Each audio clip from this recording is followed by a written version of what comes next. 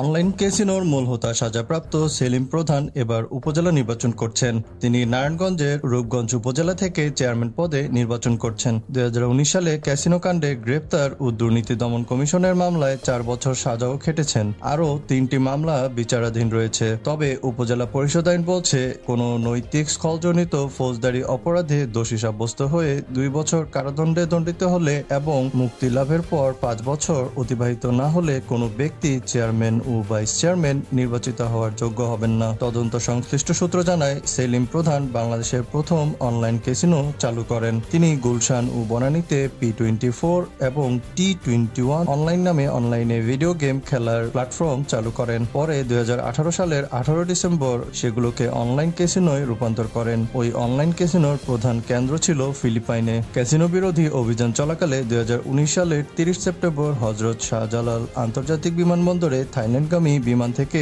নামিয়ে এনে সেলিম প্রধানকে গ্রেপ্তার করে র্যাব। তখন আইন শৃঙ্খলা রক্ষাকারী বাহিনী বলেছিল, সেলিম প্রধানই বাংলাদেশে অনলাইন ক্যাসিনো বা জুয়া খেলার মূল হোতা। তিনি প্রচুর টাকা বিদেশেও পাচার করেছেন। সেলিম প্রধানের বিরুদ্ধে দুদকের মামলা ছাড়াও ঢাকার গুলশান থানায় মাদকদ্রব্য নিয়ন্ত্রণ আইন, মানি লন্ডারিং প্রতিরোধ আইন ও বৈদেশিক মুদ্রা নিয়ন্ত্রণ আইনে 3টি মামলা করা হয়েছিল। বিচারাধীন এসব মামলায় জামিনে রয়েছেন তিনি। এ বিষয়ে সেলিম প্রধান বলেন, দুদকের মামলায় আপিল ও সাজা স্থগিত করতে তিনি হাইকোর্টে আবেদন করেছেন। তাই নির্বাচন করতে তার আইনগত কোনো বাধা নেই। এই ছিল আমাদের এখনকার খবর। উপজেলা পরিষদ নির্বাচন 2024-এর পরবর্তী খবর শুনতে আমাদের চ্যানেলটি সাবস্ক্রাইব করে রাখুন। দেখা হচ্ছে নতুন কোনো ভিডিওতে নতুন কোনো খবর নিয়ে।